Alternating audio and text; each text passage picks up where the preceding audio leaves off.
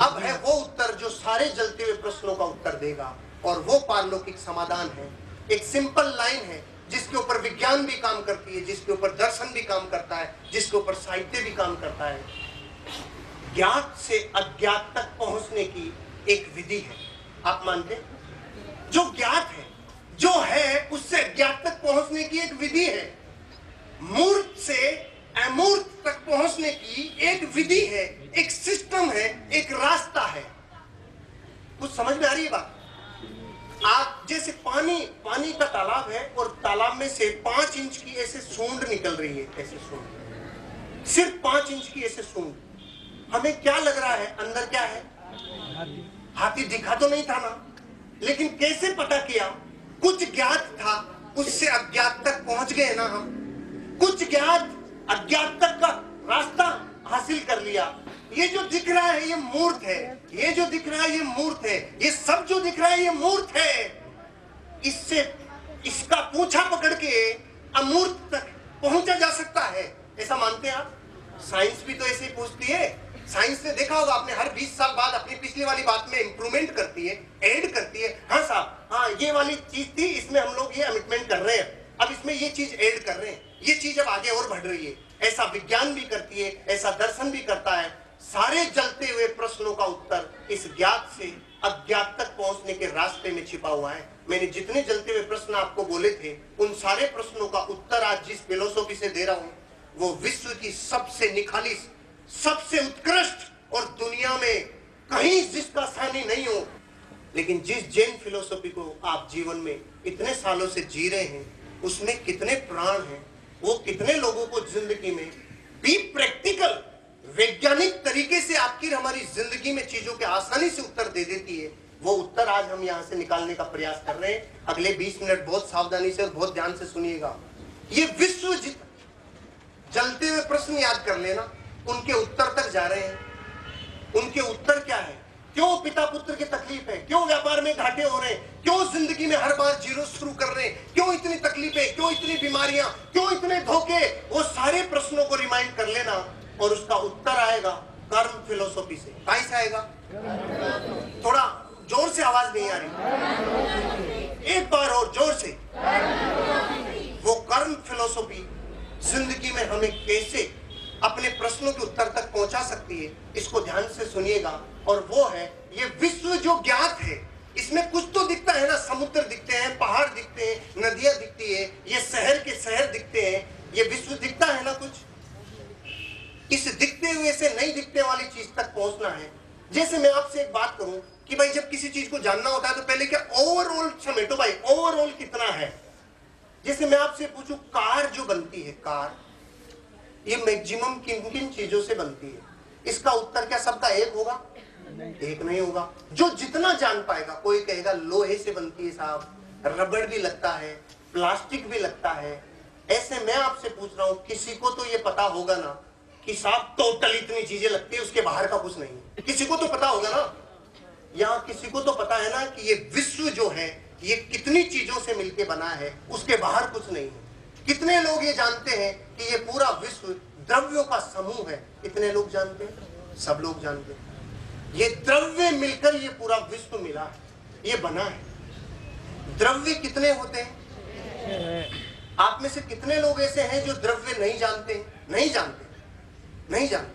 हाथ खड़ा करना अच्छी बात है, आप ऐसे जबरदस्त। अच्छा, कितने लोग जानते हैं? ये मिल गया उत्तर। अब देखो, मैंने पूछा कितने नहीं जानते हैं, 4 हाथ खड़े हुए भाई साहब। मैंने पूछा कितने जानते हैं, तो लगभग 50 हाथ खड़े हुए। बाकी कौन? बाकी कौन? कि साहब हमें खुद को पता नहीं है कि हम जानते हैं कि नहीं जानते। मैं यहाँ जिस अपेक्षा से बात करूंगा, एक चीज का ध्यान रखिएगा, मैं उस व्यक्ति की अपेक्षा से बात करूंगा जिसको अभी थोड़ा कम पता है। मैं विद्वान की अपेक्षा से बात नहीं कर पाऊंगा क्योंकि मेरा ज्ञान ही इतना ज्यादा नहीं है। मैं जितना जानता हूं उतना ही आप तक परोसने का प्रयास करूंगा। ये विश्व जितना बना है, जैसे कार के बारे में पूरा जान लिया तो बाहर का मैटर क्लियर है, ऐसे ये विश्व 6 द्रव्यों से मिलकर बना है। जीव, उद्गल, धर्म, अधर्म, आकाश, काल। आज मुझे जिधर जाना है उधर का रास्ता ही अपनाएंगे। जैसे आपको आना जयपुर में है तो पहले वर्ल्ड, फिर भारत से राजस्थान, अब मध्य प्रदेश थोड़ी जाएंगे क्योंकि जाना अपने को जयपुर है, तो फिर राजस्थान और फिर जयपुर। इन 6 द्रव्यों में से जिस द्रव्य में हमारा उत्तर छिपा हुआ है, वहां तक पहुंचने का रास्ता ये दुनिया 6 द्रव्यों से मिलकर बनी हुई है। जीव राशि, जीव जो चेतन है, जो जानता है, जो देखता है, जो सुख दुख का अनुभव करता है, वो कौन सा द्रव्य है? अनंत अनंत जीव है? दूसरा द्रव्य पुद्गल द्रव्य। कौन सा है पुद्गल द्रव्य? जिसमें रस है, जिसमें रूप है। ये वो द्रव्य है जो हमें आंखों से सामने दिखाई दे रहा है, जिसमें स्पर्श है। मानते हैं सब लोग? पहला द्रव्य हमारे नॉलेज में आ रहा है, हाँ जीव है। दूसरा द्रव्य हाँ पुद्गल है। बाकी के 4 द्रव्य डायरेक्टली हमें समझ में नहीं आते, लेकिन किसी न किसी श्रद्धा गुण से हमें यह समझ में आता है कि जिस गुण के कारण जीव और पुद्गल जो चलते हैं, उनको चलने में जो सहायक होता है, उसे कहते हैं धर्म द्रव्य। जीव और पुद्गल जब ठहरते हैं, उनको ठहराने में जो मदद करता है, वो है अधर्म द्रव्य। जो सभी द्रव्यों को स्थान देता है, वो है आकाश द्रव्य। और जो इन सभी द्रव्यों को परिणमन में मदद करता है, वो है काल द्रव्य। कौन सा द्रव्य पकड़ना है अभी? वो है पुद्गल। मुझे चलना है पुद्गल की तरफ, क्योंकि आप और हम जिस फिलोसॉफी को रात दिन सुनते हैं, समझते हैं, उसमें गहरे उत्तर छिपे हुए। मैं डायरेक्टली आ रहा हूं उसके ऊपर। वो पुद्गल जो अजीव है, जिसमें जीव नहीं है, जो निर्जीव है, वो भी गहरे में उसके भी कुछ हिस्से हैं। उस पुद्गल के भी कुछ हिस्से हैं। उस पुद्गल के कितने हिस्से हैं? उस पुद्गल के 6 भेद हैं, और वो 6 भेदों के नाम यहां हैं। स्थूल स्थूल स्थूल स्थूल, बोलिए ना। जीवन में सीखने का सिद्धांत कभी नहीं बदलता। जब हम बचपन में थे तो सीखने का एक ही सूत्र था, A for Apple, B for boy, C for, यही था। और ये आगे तक कैसे रहेगा? बोलना, दोहराना, रिपीट करना सीखने का बुनियादी गुण है, यही रहेगा। इसलिए आप बोलेंगे तो जाएगा, वो डेटा इंफॉर्मेशन में बनेगा, इंफॉर्मेशन नॉलेज में कन्वर्ट होगा, और नॉलेज विजडम में अगर कन्वर्ट हो गया तो प्रज्ञा आ जाएगी, और प्रज्ञा आने के बाद काम आसान हो जाता है। इस पुद्गल के, इस अजीव द्रव्य के 6 भेद हैं। स्थूल स्थूल, दूसरा है स्थूल, तीसरा है स्थूल सूक्ष्म, सूक्ष्म स्थूल, सूक्ष्म सूक्ष्म सूक्ष्म। इनमें से विज्ञान ने कितनों के लिए हाँ भर दी, वहां तक चलते हैं, और जहां वो कभी पहुंच नहीं पाएंगे फिर वहां तक भी चलते हैं। ये पहला है स्थूल स्थूल। जिस वस्तु को तोड़ देवें और वापस जोड़ें और लकीर पड़ जाए, वो स्थूल स्थूल पुद्गल द्रव्य। समझ में आई बात? लकड़ी भी आ गई, पत्थर भी आ गया। लकड़ी के परमाणु, पत्थर के परमाणु। विज्ञान ने ये कहा है कि जितनी भी चीजें ये दिख रही है, ये सब परमाणुओं के स्कंद हैं, ये सब परमाणुओं के गट्ठर हैं, स्कंद है। इसमें पहला आंखों से सीधा ज्ञात हो रहा है कि हाँ साहब, पत्थर भी परमाणु का स्कंद है और लकड़ी के परमाणु भी स्कंद है। स्थूल, स्थूल में जिस चीज को अलग करें और वापस जोड़ दें, लकीर नहीं पड़े, तेल भी है, दूध भी है और पानी भी है, इसके परमाणु। समझ में आ रही है बात? विज्ञान ने पत्थर में परमाणु बताए, ओके। फिर दूध और पानी में परमाणु का स्कंद बताया, ओके। और स्थूल सूक्ष्म में छाया में परमाणु है और प्रकाश में परमाणु है। विज्ञान ने बहुत कुछ सालों पहले ये स्वीकार किया, हाँ साहब, इनमें भी परमाणु है, ये भी परमाणुओं की संरचना है, ये भी परमाणुओं का स्कंद है। समझ में आ रही है बात? ये नहीं आया। परमाणु के आकार, परमाणु की संरचना छोटी होती हुई जा रही है।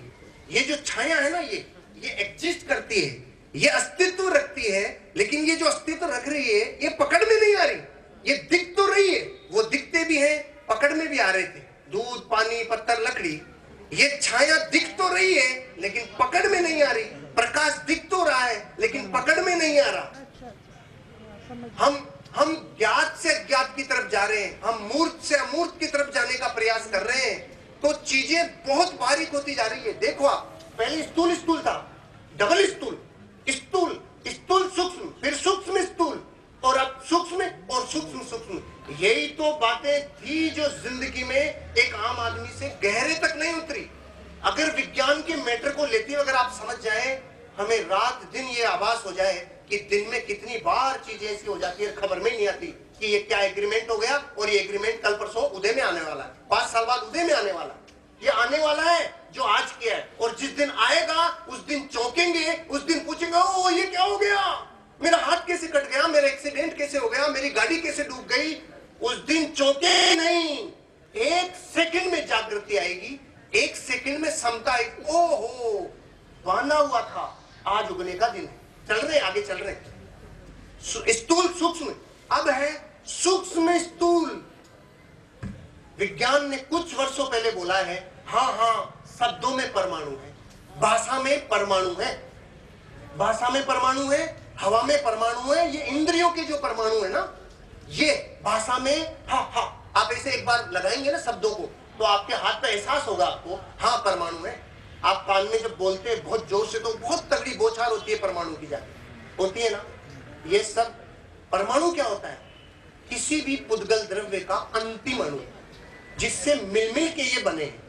पत्थर सबसे मोटा है, दूध उससे पतला है, फिर उससे नीचे आ रहे हैं अपन लोग तो भाषा वर्गना तक पहुंच रहे हैं, भाषा के परमाणु तक पहुंच गए, हवा के परमाणु तक पहुंच गए। भाई साहब बात समझ में आ रही है ना, जहां तक आती जाए वहां तक यूं करते जाना, नहीं आते यूं कर देना, राइट। सूक्ष्म स्थूल, और अब आगे बढ़ रहे हैं, उसका नाम है सूक्ष्म। जहां तक विज्ञान का पहुंचना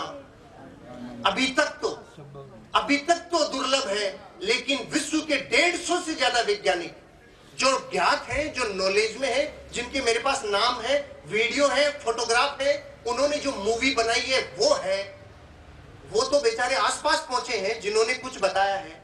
यहां जिनेंद्र देव ने तो सब कुछ बता दिया, ये तो लेकिन वो है जो लोग भी समझ रहे हैं, जिनको जैन धर्म की जे भी नहीं पता, वो ये समझ पा रहे हैं कुछ है जो एग्जिस्ट करता है। ये कुछ है जिसको पता है वैज्ञानिक क्या बोल रहे हैं, वो वैज्ञानिक ये बोल रहे हैं एक फ्रीक्वेंसी है, संजीव जी फ्रीक्वेंसी बोलते हैं। हाँ। फिर कहते हैं आकर्षण का नियम है, जैसी फ्रीक्वेंसी आप इस यूनिवर्स को देते हैं वो फ्रीक्वेंसी लौट के उसी तरीके से, नेगेटिव दी तो डबल नेगेटिव होके आ रही है, पॉजिटिव दी तो पॉजिटिव होके आ रही है। विज्ञान ये कह रहा है कुछ फ्रीक्वेंसी है, और कितने ही काल बीत गए, जिनेंद्र देव ये कह रहे हैं ये वो परमाणु है जो अगर इंसान समझ लेवे तो जिस दिन समझ में आएगी 90% पाप, 90% भावनाएं बुरी, उसी दिन उनके दखल लगेगा, उसी दिन उनके रुकावट आएगी, उसी दिन छूटेगी वो, और वो है कर्म के परमाणु।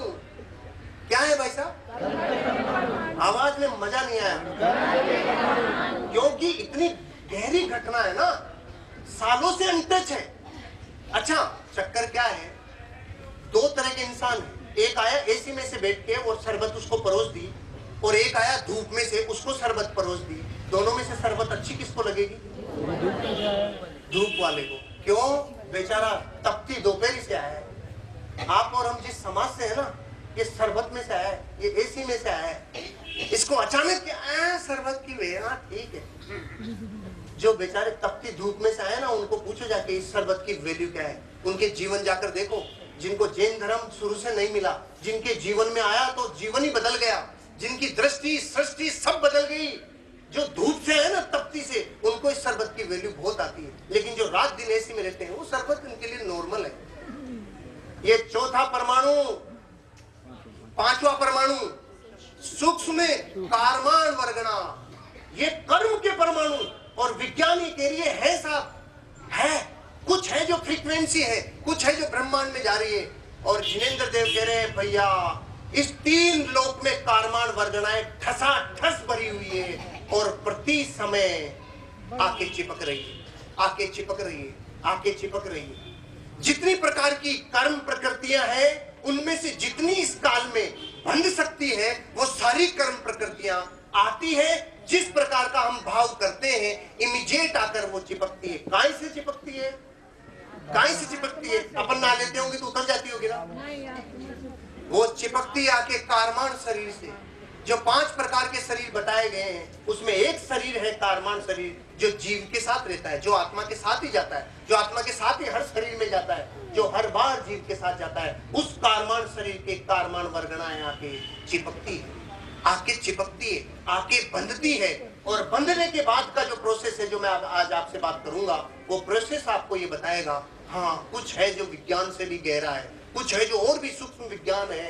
ये कारमान वर्गणाओं का आके चिपकना, फिर एक निश्चित दिन के बाद वो फल देना, इसकी एक साइंस है जो दुनिया में जैन फिलोसफी ने सबसे ज्यादा गहरी बताई है, ये कारमान वर्गना। और लास्ट है सूक्ष्म सूक्ष्म। हाँ दीदी बोलिए बोलिए। जैसे हमारे आसपास सारी नेगेटिविटी अपन जैसे कहते हैं ऑरा है सब कुछ, हम उसमें कैसे अपने आप को प्रोटेक्ट कर सकते हैं? ओके, जब आपके इर्द गिर्द क्या है, देखो एक ही चीज लेकिन रिजल्ट अलग अलग देती है, समझना बात को। जब पक्षी अंडा दे देता है, उस अंडे के साथ क्या घटना हो सकती है, उसमें जो पक्षी का बच्चा है, अगर बाहरी फोर्स से इसके ऊपर फोर्स लगी और ये टूटा, तो इसका मतलब है डेथ। टूट रहा अंडा, ये बाहरी फोर्स से टूटा। मैं एक बार कंप्लीट करता हूं। अगर बाहरी फोर्स से टूटा तो इसको कहते हैं डेथ, और इंटरनल फोर्स से टूटा तो इसको कहते हैं जन्म, इसको कहते हैं बिगिनिंग। दीदी ये पूछ रही थी कि हम जो बाहर की नेगेटिव फोर्स से घिरे हुए हैं, इससे हम कैसे बचें। दरअसल बाहर की नेगेटिव फोर्स तो दूर, आपको कुछ छू भी नहीं सकता परमाणु, आपको छूता अंदर की फोर्स ही है। जैसे आप भावना करते हैं, जैसे आप विचार करते हैं, जैसे आपके परिणाम होते हैं, जिस प्रकार के, जिस प्रकृति के आपके परिणाम होते हैं, उसी प्रकृति का बंध होता है। दीदी आगे आएगा, उत्तर आएगा, प्रश्न भी आएगा आगे। और ये छठा जो है, ये तीन लोक में जिनेंद्र देव के अलावा कोई पकड़ नहीं सकता, और ये है वो सूक्ष्म अंतिम परमाणु, जिसका आकार ये है, दिखाया बड़ा है, आकार ये है, जिसको हम पाशाकार बोलते हैं। ये कोई नहीं पकड़ पाएगा, ये विज्ञान ही नहीं, ये कोई नहीं पकड़ पाएगा। ये सिर्फ जिनेंद्र देव के ज्ञान में, केवल ज्ञान में ही पकड़ में आ सकता है अंतिम परमाणु। समझ रहे हैं भैया? अब बात 5 तक की है, इसका तो मैट्रिक खत्म है। बात 5 तक की है, 5 में से 4 विज्ञान ने पकड़ लिए, और 5 के लिए वैज्ञानिक कह रहे हैं कुछ है। अब जब वो कह रहे हैं कुछ है और अपने पास इसका पूरा उत्तर है, तो हमें जागरूक नहीं होना चाहिए क्या? हमें जिंदगी को समझना नहीं चाहिए क्या? ये कारमान वर्गना है, प्रति समय आकर जो हमारे बनती है, चिपकती है, ये किस रूप में उदय में देती है, किस रूप में चिपकती है, इसको बोलते हैं कर्म बंध। क्या बोलते हैं इसको? क्योंकि कर्म के परमाणु आएंगे, कर्म के परमाणु चिपकेंगे, वो बंद होगा, और वो बंद के कुछ प्रकार हैं, वो बंद के कुछ प्रकार हैं। तब समझ में आएगा कि ये जिंदगी में बुरा क्यों हो रहा है, ये अच्छा क्यों हो रहा है। कभी सुख मिलता है, कभी दुख मिलता है, कभी धोखा मिलता है, कभी तकलीफ मिलती है। कुछ भी अकारण नहीं है, न्याय न्याय है, कुछ भी अकारण नहीं है। अणु अणु अपनी डेस्टिनी की तरफ जा रहा है, अणु अणु बिल्कुल सही अपनी मंजिल की तरफ जा रहा है। ये कारमान वर्गना से समझ में आएगा। ये 4 प्रकार के बंध के 4 प्रकार हैं, प्रकृति, प्रदेश, स्थिति और अनुभव। एक बार बोलिए ना, प्रकृति, प्रदेश, स्थिति, अनुभव। प्रकृति, प्रदेश, स्थिति, अनुभव। इसका मतलब क्या? ये कारमान वर्गनाएं जो आकर कारमान शरीर से चिपक रही है, जो बंध रही है, ये पहला बात जो मैंने बोली, प्रकृति किस नेचर की, किस टाइप की, किस प्रकार की है, ये पुण्य की है, ये पाप की है, ये सारी कर्म प्रकृतियों में से किस टाइप का बंध हुआ, समझ में आई? किस टाइप का कर्म बंधा, समझ में आया? ये टाइप, ये प्रकृति वो वाली नहीं है, ये नेचर वाली नहीं, ये टाइप वाली है। किस प्रकृति का कर्म का बंध हुआ, समझ में आई बात? प्रदेश का मतलब है कितनी मात्रा में परमाणु आके चिपके, कितनी मात्रा में परमाणु आके चिपके। 1 लाख, 10 लाख, 10 करोड़, 50 करोड़, अरब, असंख्यात, अनंत, कितने परमाणु हर समय आके चिपक रहे हैं। अभी जिस टाइम अपनी ये सभा चल रही है, जो सब्जेक्ट चल रहा है, जो इसकी रुचि से बैठा है, अनंत अनंत पुण्य के परमाणु आके चिपक रहे हैं राइट नाउ भी, और हर समय प्रति समय आके चिपक रहे हैं। अब समझना यह है कि ये जो चारों बातें, इसमें क्या है, किस तरह का, किस टाइप का कर्म आके बंधा है, कितनी मात्रा में परमाणु आके बंधे हैं। स्थिति का मतलब है कितने टाइम का एग्रीमेंट हुआ है। यहां पहले प्रश्न का उत्तर आ रहा है, जो जलता हुआ पहला प्रश्न था ना, पापी मजे में है, धर्मात्मा दुखी है। कितनी स्थिति बंद हुआ है। स्थिति बंद मतलब ये कर्म जो चिपका है, इतनी मात्रा में आके कर्म परमाणु चिपके हैं, ये कितने वर्ष फल देगा, ये एग्रीमेंट दोनों छोर का on the spot, on the spot. पाप के परमाणु आके चिपके हैं, असंख्यात चिपके हैं, 2 काम हो गए। तीसरा कितने टाइम तक फल देगा? जितने टाइम तक नहीं देगा वो तो आबदा का, जब तक वो फल नहीं देगा। लेकिन एग्रीमेंट दोनों छोर का उसी दिन नक्की है कि 2022 से चालू होगा और 2052 तक इसको लगातार स्थितिबंध फल देगा। दिस इज स्थिति टाइम पीरियड। आप समझ रहे कि इतने वर्ष फल देगा। अब मैं आपको एग्जांपल देता हूं। जो पहला प्रश्न था, पापी मजे में धर्मात्मा दुखी, जिसने ऐसी कर्म प्रकृति बांधी, इतने परमाणु बांधे और फल देने की उसकी कैपेसिटी के साथ ये 12 साल लगातार इसका उदय आएगा।